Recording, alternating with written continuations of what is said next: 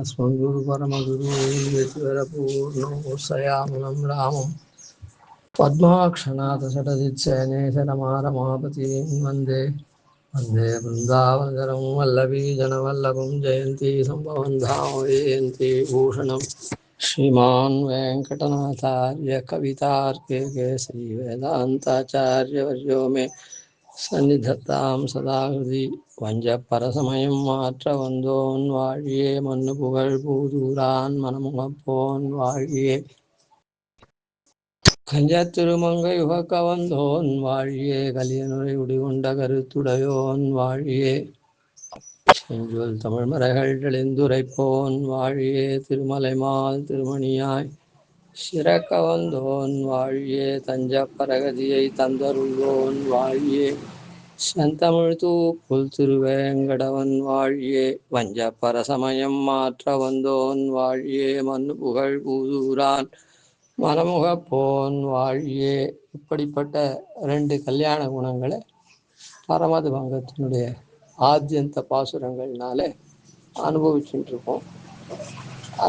அதில் கடைசி பாசுரம் சாத்து பாசுரத்தில் சுதர்சனாழ்வான இப்படி பரமத பங்கத்தை தலை கட்டி வச்சதுக்காக எப்படி ஆரம்பத்தில் சுதர்சனாழ்வான தியானம் பண்ணாரோ அதுபோல முடிவிலையும் சுதர்சனாழ்வான தியானம் பண்ணி முடிக்கிறார். அதில் ஆரம்பத்தில் 8 திருக்கைகளை உடையவரா 8 ஆயுதங்களை கொண்டவரா தியானம் பண்ணார். இப்போ 16 திருக்கைகளில் 16 ஆயுதங்களை கொண்டவரா தியானம் பண்ணுறார். அதில் திகிரி, மழு, உயர், குந்தம், தண்டு அப்படின்னு 4 இந்த 4 ஆயுதத்தை வருஷலாக படித்தார். அது எதுக்காக? அதாவது நம்முடைய சரீரம் இந்த சுழண்டுண்டே இருக்கக்கூடிய ஜகத்து பஞ்சபூதங்கள்னால இந்திரியங்கள்னால ஆனத்தினால அதனுடைய அதீனமும் ஜகத் சக்கரம், அதே போல் அது இருக்க வேண்டிய காலத்துக்கு காலச்சக்கரம் அதுவும் இந்த சுழற்சி சுதர்சனாழ்வானுடைய சக்கரத்தினுடைய அதீனமாக இருக்கிறதுனால நமக்கு நல் சரீரம் நல்ல காலம் வரையில் இருக்கிறதுக்கு உண்டானத்தை அனுகிரகம் பண்ணும். அதனால் அதை முதல்ல படித்தார். 2வது, அப்படி சரீரம் நன்னா இருந்துட்டா போதுமா, ஞானம் வேணும். அந்த ஞானத்துக்காக மழு ஆயுதம், மழுன்றது அந்த கோடாரி, அந்த மழு தான் ருத்ரன் கூட வச்சுட்டுருக்கார் கையில். மழுவேந்தி மயல் தீர்க்க வல்லதேவன். அந்த மழுன்ற ஆயுதம் ஞானத்தை கொடுக்கக்கூடியவாள் வச்சுட்டு அடையாளமாக வச்சுட்டுருக்கிறது. அதனால் அந்த மழு ஆயுதம் ஞானத்துக்காக 2வது அந்த ஆயுதத்தை ஏந்தின்ட்டுருக்காருன்னு சொன்னார். 3வது, இப்படி சரீரமும் ஞானமும் இருந்துட்டா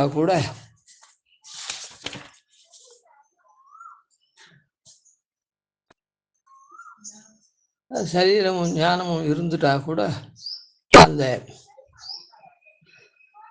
இது உயர் குந்தம், அந்த ஈட்டி இருக்குதே, நம்முடைய பாப்பங்கள்லாம் இல்லாத இருக்கணுமோ, அசுரத்தன்மை வாய்ந்தவாளாக நாம் பாப்பம் இருந்தால் அசுரத்தன்மை வாய்ந்தவாளாக இருக்குமே, அதனால் அந்த பாப்பங்கள்லாம் அப்படியே பறவைகள் போல ஈட்டியை எடுத்தால் பறவை எப்படி ஓடுமோ அதுபோல் அந்த பறவையை ஓட்டுறா போல் நம்முடைய அசுரத்தன்மையான பாப்பங்கள்லாம் போகிறது அப்படின்றதுக்காக அந்த 3வது ஆயுதமாக ஈட்டி குந்தம் அப்படின்னு சொல்லக்கூடிய ஆயுதத்தை இது பண்ணார். 4வது தண்டாயுதம். தண்டாயுதத்தை 4வது ஆயுதமாக ஏன் சொன்னார் அப்படின்னா, நம்முடைய பாப்பங்கள் போச்சுன்னா கூட நமக்கு பாப்பம் போய் நாம் நல்வழி நடக்கணும் அப்படின்னு சொன்னால் நமக்கு தடையாக எதிரிகள் இருக்கக்கூடாதோ இல்லை. தடையாக எதிரிகள் இருக்கக்கூடாதோ இல்லை. அதனால் அந்த எதிரிகளை போக்கடிக்கிறதுக்கு அந்த தண்டாயுதம் அப்படின்னு இப்படி 4 நல்ல சரீரமும் சக்கரத்தினால ஞானமும் மழுன்றதுனால குந்தம்ன்றது அதாவது ஈட்டி நம்முடைய பாப்பங்கள்லாம் அசுரத்தன்மையை கொடுக்கக்கூடிய பாப்பங்கள்லாம் அப்படியே பறந்து போகிறா போல் பறவை பறந்து போகிறா போல் அந்த பாவங்கள்லாம் போகிறதுக்கு ஈட்டின்ற ஆயுதமும், அதுக்கப்புறம் தண்டாயுதம் நம்முடைய பாப்பம் போயிட்டு நாம் நேர்வழி போனால் கூட நம்ம அசுரர்களாக நம்முடைய எதிரிகள் நம்ம தடுக்கக்கூடாதோ இல்லை நல்வழியில் போகாத இருக்கிறதுக்கு அதுக்கு அந்த எதிரிகளை மாய்க்கிறதுக்கு தண்டாயுதமும் 4 ஆயுதத்தை பார்த்தோம். இப்போது இப்படி நாம் நல் சரீரம் இருந்து ஞானம் இருந்து பாப்பங்கள் ஒழிந்து எதிரிகளும் ஒழிந்து நாம் லோகத்தில் நல்லவாளாக இருந்தால் கூட நமக்கு இது வேணும். என்ன வேணும்? நாமும் ஆசா பாசங்கள் பரமைகாந்திகளாக நாம் இருக்கணும். பரமாத்மனி யோரக்தா விரக்தா பரமாத்மனி அப்படின்ற ரீதியில் நாம் இருக்கணும். பரமாத்மனி யோரக்தா விரக்தா அபரமாத்மனின்னு இருக்கணும். அப்படி இருக்கிறதுக்கு முதல்ல ஆசா பாசங்கள் ஒழியணும். அந்த ஆசா பாசங்கள் தான் நம்ம மத்த கஜம் போல் மதம் பிடிச்ச யானை போல் நம்ம நடக்க வைக்கிறது. அதனால் இப்போ 5வது ஆயுதம் திகிரி மழு உயர் குந்தம் தண்டு அப்படின்னு உடனே 5வது ஆயுதம் அங்குஷம். அந்த அங்குஷமாகப்பட்டது என்னென்ன, யானையை அடக்கிறதோ இல்லை, யானையை மதம் பிடிச்ச யானையை தடுக்கக்கூடியது அங்குஷம். அதுபோல் அந்த அங்குஷத்தை சொல்லச்சே ஸ்லோகத்தில் எப்படி சாய்க்கிறார் ஷோடசாயுத ஸ்தோத்திரத்தில், அனன்யான்வய பக்தானாம் ருந்தன் ஆஷா மதங்கஜான் அனங்குஷ விஹாரோ வஹா பாத்து ஏதீஸ்வராங்குஷா. ஏதீஸ்வரராக இருக்கக்கூடிய திருவாழியாழ்வானுடைய அங்குஷம் வஹா பாத்து உங்களை காக்க வேண்டும்.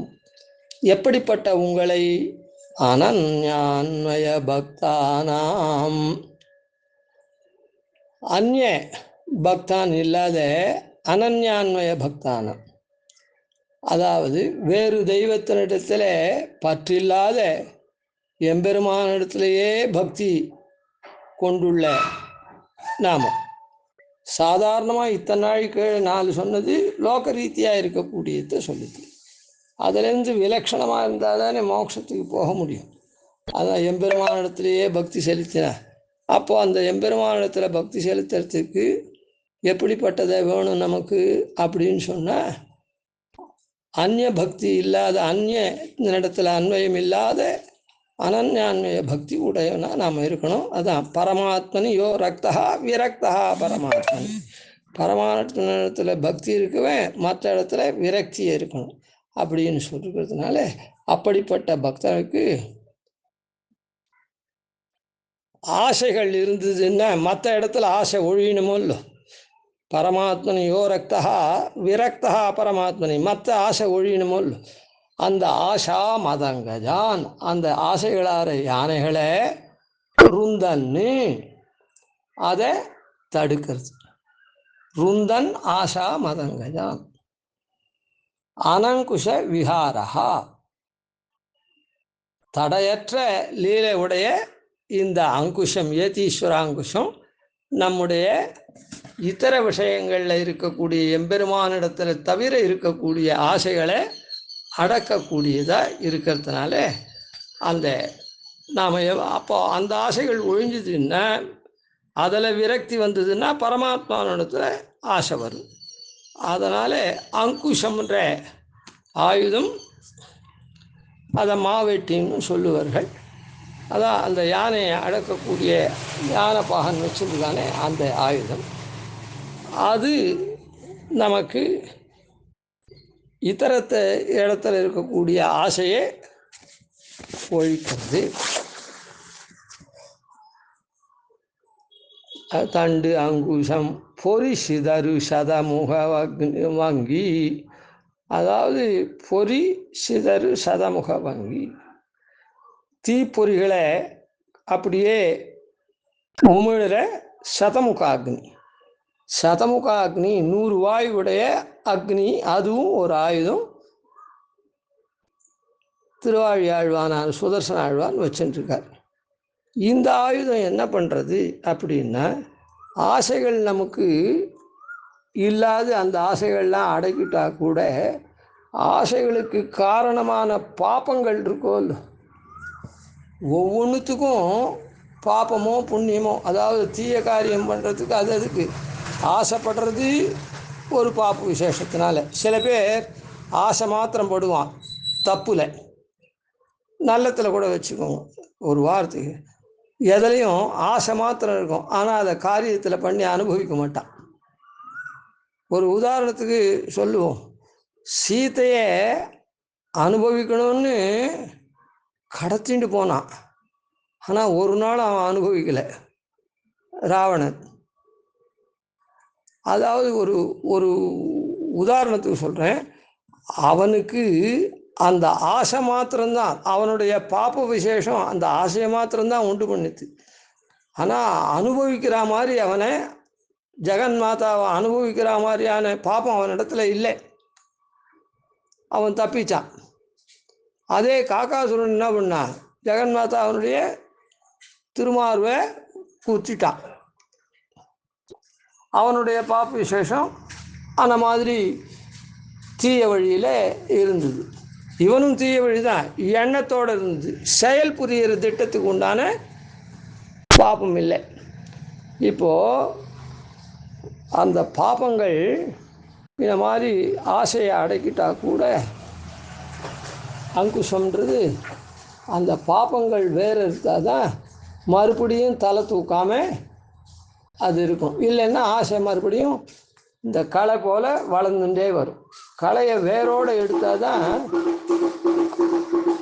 அது திருப்பி வளராது. அதனால் இந்த சதமுக அக்னி என்ன பண்ணுறது அப்படின்னு சொன்னால், அதனுடைய தன்மையை சாய்க்கிறார். சம்பூய சலபாயந்தே யத்ர பாபானி தேஹினாம் சபாது சதவக்ராக்ராக்னிஹ ஏதி ஏதி ஈஸ்வராசயः. சம்பூய சலபாயந்தே யத்ர பாபானி தேஹினாம் சபாது சதவக்ராக்னிஹ ஏதிர் ஏதீஸ்வரஸ்யவஹ. அதனால் அந்த ஏதீஸ்வரனாக இருக்கக்கூடிய திருவாழ்வானுடைய அந்த சதவக்ராக்னி ஹேதிஹி 100 வாயுடைய அக்னின்ற ஆயுதம் இல்லை உங்களை காக்கட்டும் அப்படின்னு சொல்கிறேன். எப்படின்னா, விளக்கு இருந்தால் விட்டில் பூச்சி தானாக அதில் வந்து விழும், மடிஞ்சு போகும். விளக்கில் விட்டில் பூச்சி தானாக வந்து விழும், அதை விளக்கை பார்த்துட்டு அது வரும், வந்ததுன்னா உடனே அந்த விளக்கில் மடிஞ்சு போயிடும். அதுபோல் இந்த சதமுகாக்னின்ற ஆயுதம் இருக்க, அந்த ஆயுதம் என்ன பண்ணும் அப்படின்னு சொன்னால், நம்முடைய பாப்பங்கள்லாம் அந்த அக்னியில் போய் விழுந்து பொசுங்கி போயிடும். எப்படி விட்டில் பூச்சி தன்னுடைய உயிரை அதில் விட்டு மாய்க்கிறதோ, அதே மாதிரி நம்முடைய பாப்பங்கள்லாம் அதில் விழுந்து பொசுக்கப்பட்டதாக ஆயிடும். அதனால் இப்போ இருக்கிற ஆசையை அடக்கிறது அங்குஷம், திருப்பி ஆசையே வராதபடி பண்ணுறது, அந்த பாப்பத்தை அடி இருக்கிறது சதமுகாக்னி அப்படின்னு அடுத்த ஆயுதத்தை வச்சுட்டு நம்ம அப்படி காப்பாற்றுற. இதர விஷயத்தில் ஆசையை அந்த ஆசையாக மத்த கஜத்தை அடக்கிறது அங்குஷம். அதுக்கு உண்டான பாப்பங்கள் மறுபடியும் அந்த மாதிரிலாம் நாம் ஆகாத அந்த பரமாத்மாவிடத்திலேயே நிலையான ஆசை வைக்கிறதுக்காக அதுக்கு அடியான பாபத்தை இந்த சதமுகாக்னி போக்கடிக்கிறது. பொறி சிதறு சதமுக பங்கி வாழ். வாழ் அப்படின்றது கத்தி. தெருள் மருள் வாழ் உரையாக. தெருள்ன்றது வாழ், மருள்ன்றது உரை. வாழ் எப்பவும் எல்லா ஆயுதமும் வெளியில் அப்படியே இருக்கும், ஆனால் இந்த கத்தி மாத்திரம் எப்பவும் வெளியில் இருக்கவே இருக்காது, அது உரை போட்டு தான் இருக்கும். அதுதான் தெருள்ன்றது ஞானம், அது வாழ். மருள்ன்றது அதனுடைய உரை, வாழ்னுடைய உரை, அதான் அஜ்ஞானம். வாழ் எப்போ ஞானம் எப்படி அஜ்ஞானத்தினால மூடப்பட்டிருக்குது. ஞானம் காரியகரமாக போகிறது எப்படி அஜ்ஞானத்தினால அது மூடப்பட்டிருக்கு. அதை எதுக்காக புருடன் மணிவரமாக அப்படின்ற பாசுரத்தில் தெருள் மருள் வாழ் உரையாக அப்படின்னு சாய்க்கிறார். அதனால் இந்த வாழ்னுடைய சுபாவம் என்னன்னா ஞானம், தத்துவ ஞானத்தை கொடுக்கறது. ஏற்கனவே மழு ஞானத்தை கொடுக்கறதுன்னு சொன்னோம். இப்போது வாழும் மறுபடியும் ஞானத்தை கொடுக்கறதுன்னா அப்படி இல்லை. இந்த உயர்த்தியான ஸ்கூலில் இவன் வாசித்தான்,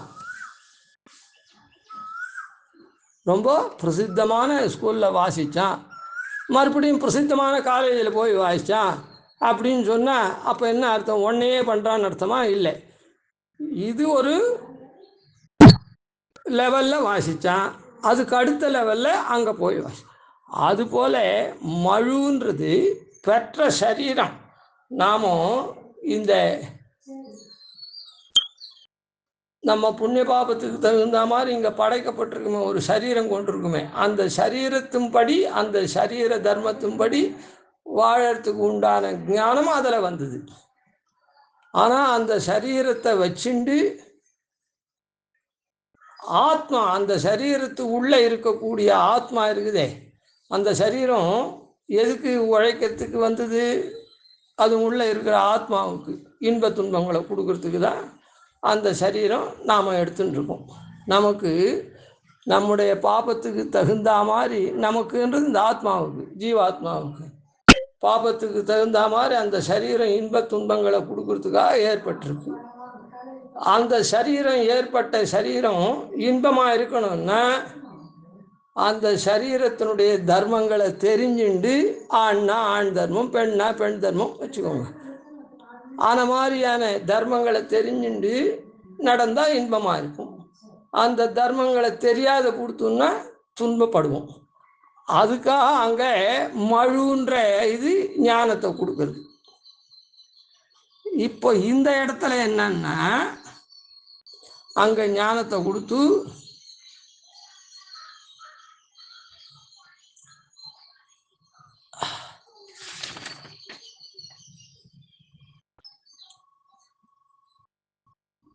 அங்கே ஞானத்தை கொடுத்து அசுரத்தன்மை இல்லாமல்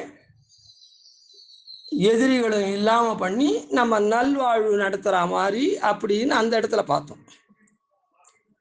குந்தம் தண்டுலாம் அதுக்கு உபயோகப்படுறது. இப்போ பரமைகாந்தி தன்மை வரத்துக்காக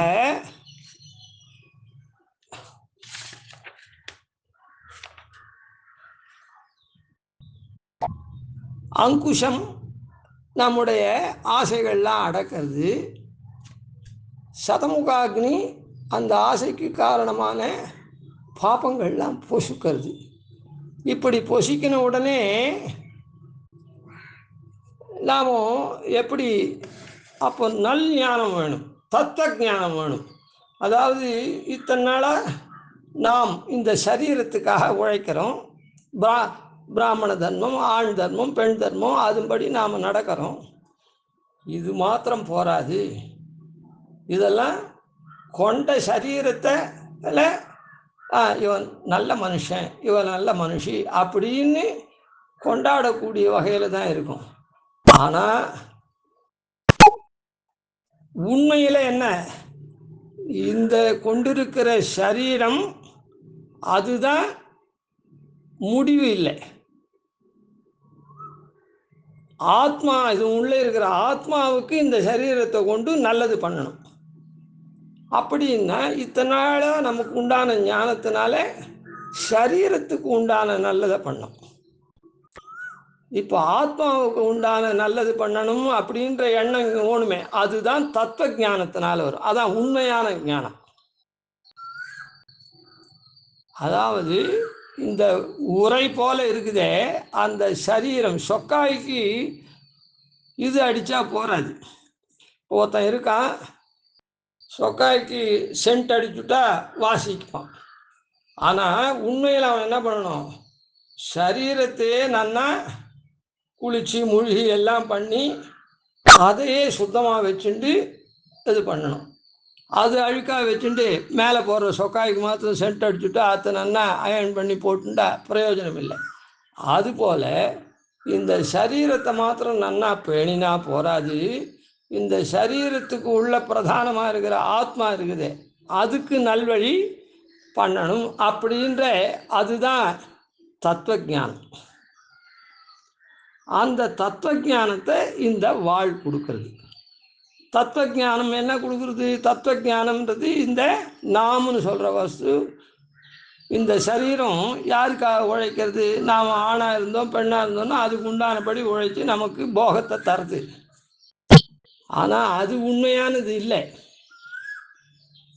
பரமாத்மாவுக்கு சேஷமாக இருந்து அடிமை பண்ணுறது தான் உண்மையான தன்மை, உண்மையான ஆனந்தம் ஆத்மாவுக்கு. இந்த சரீரத்தினால் பெறக்கூடிய ஆனந்தம் ஆத்மாவுக்கு உண்மையானது அல்ல. அதனால் சேஷோகி பரமாத்மனா, பரமாத்மாவுக்கு சேஷம்ன்ற ஞானம் வரணும். இந்த தத்துவ ஞானத்தை கொடுக்கறது இந்த கத்தின்ற ஆயுதம் வாழ்.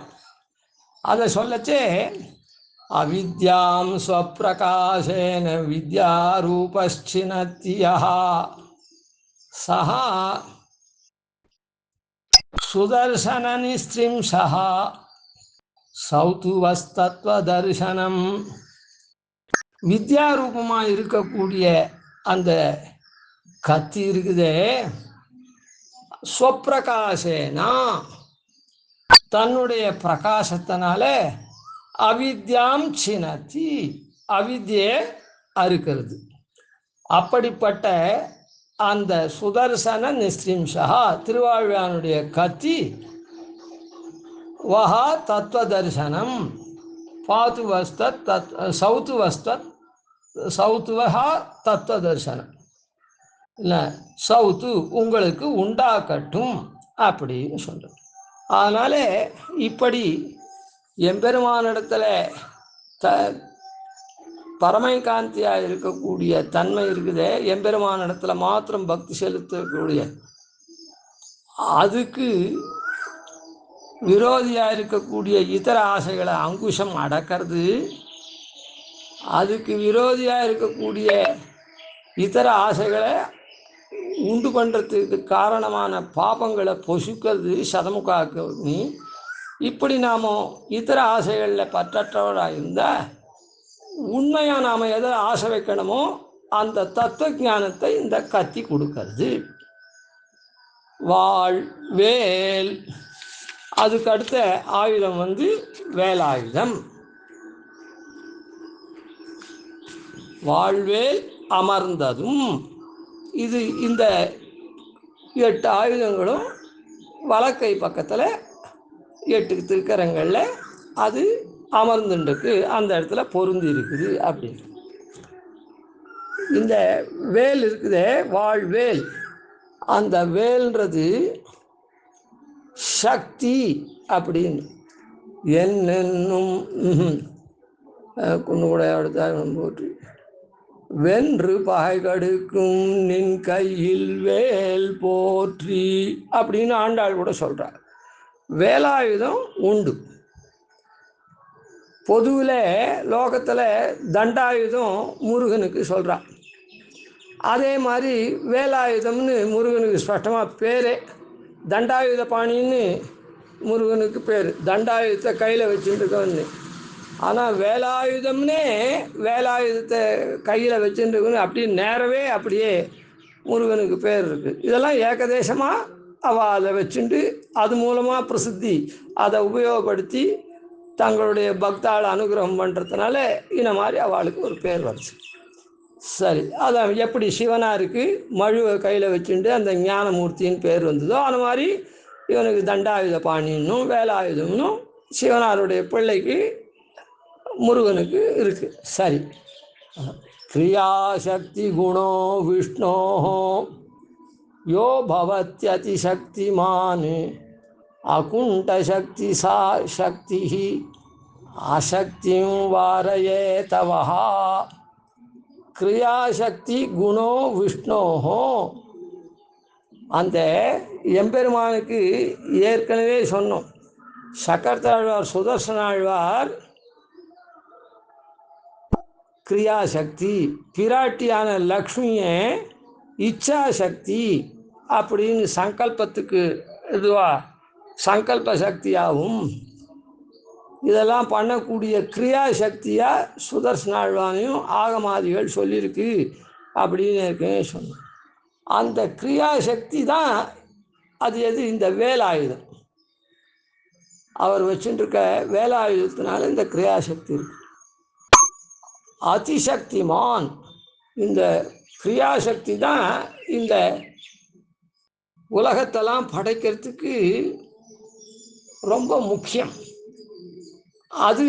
அதனால் இந்த உலகத்தெல்லாம் படைக்கிறது இருக்குதே, அது மிகுந்த சக்தி இருந்தால் தான். அதனால் இந்த வேலாயுதம் ரொம்ப ரொம்ப சக்தியே உடையது. அதனால தான் நின் கையில் வேல் போற்றி அப்படின்னு ஆண்டாளும் சொன்னான்.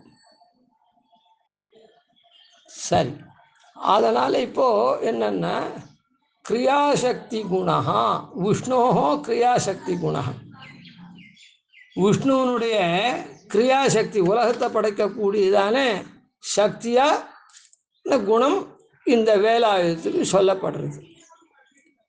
அப்படிப்பட்ட வேலாயுதம் அதிசக்திமான்னு சொன்னதுனால அகுண்ட சக்தி, கொஞ்சம் கூட குறைவில்லாத சக்தியை உடையதாக இருக்குது, வல்லமையை உடையதாக இருக்குது. அகுண்ட சக்தி, அந்த குறைவில்லாத, அதாவது வைகுண்டம் அப்படின்னு சொல்கிறோமே அந்த லோகத்தை விகுண்டர்கள் உரையக்கூடிய தேசம், குறைவே இல்லாதவர்கள் உரையக்கூடிய. விகுண்டர்னா குண்டம்னா குறைவு, அந்த குறைவு இல்லாதவர்கள் உரையக்கூடிய தேசம் வைகுண்டம். விகுண்டர்கள் உரையக்கூடிய தேசம் வைகுண்டம். அங்கே நித்தியசூரிகள் தான் எப்பவும் இருக்கா பெருமாள் கீழே.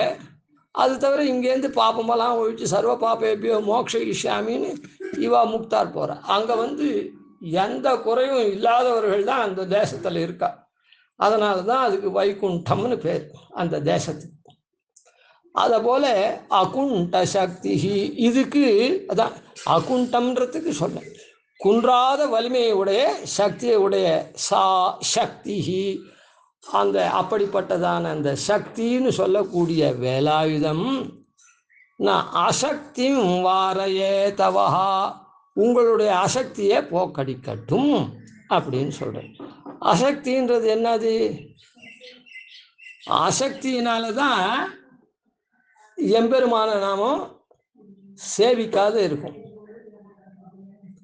ஏன்னா உயர்ந்த காரியத்தை பண்ணணும்னா தான் சக்தி, நல்ல சக்தி வேணும். சக்தி குறைஞ்சதுன்னா அந்த காரியத்தினுடைய சிரேஷ்டியம் கம்மியாக இருக்கும்.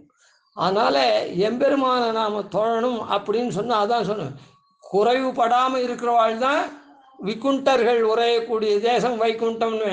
ஆன மாதிரி நாம் குறைவுபடாத இருக்கிறதுக்கு நம்முடைய அசக்தியை போக்கடிக்கிறது இந்த சக்தின்ற ஆயுதம்.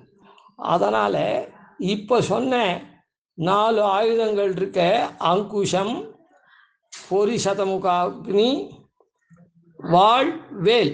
இதனால் என்ன ஆகுதுன்னா ஆசையாகிற மதங்கள் பெருமாளை தவிர மற்ற இடத்துல ஆசைகளை செலுத்துகிறமே, அந்த ஆசையாகிற மற்ற கஜத்தை அடக்கிற மாதிரி நம்ம ஆசைகளை அடக்கக்கூடிய அங்குஷம், அந்த ஆசைக்கு உண்டான பாப்பங்கள்லாம் ஒழிக்கக்கூடிய விட்டில் பூச்சி போல அந்த பாப்பங்கள்லாம் ஒழிக்கக்கூடியதான சதமுகாக்னி.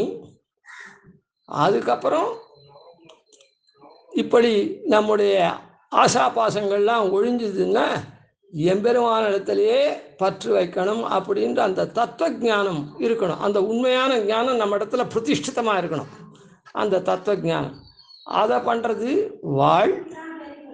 இப்படி அந்த தத்துவ ஞானத்தை கொண்டு என்றைக்குமே நாம் ஆசக்தி இல்லாமல் சக்தனா எம்பெருமான அப்படியே அனுபவிக்கணும். ஏன்னா இந்த பூமியில் நாம் இருக்குமோ இல்லை, பிராகிருத லோகத்தில் இருக்கிறதுனால அந்த சக்தி அசக்தம் நம்மக்கிட்ட மறுபடியும் அசக்தி வரக்கூடாது. அது அசக்தி இல்லாத நம்ம காக்கிறதுக்கு சக்தின்ற வேலாயுதமும்.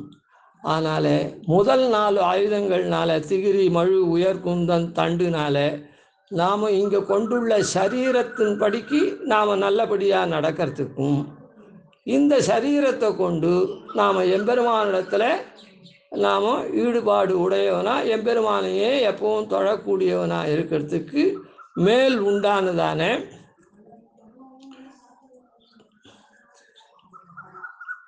அங்குஷம், சதமுகாக்னி, அப்புறம் வாழ் வேல்.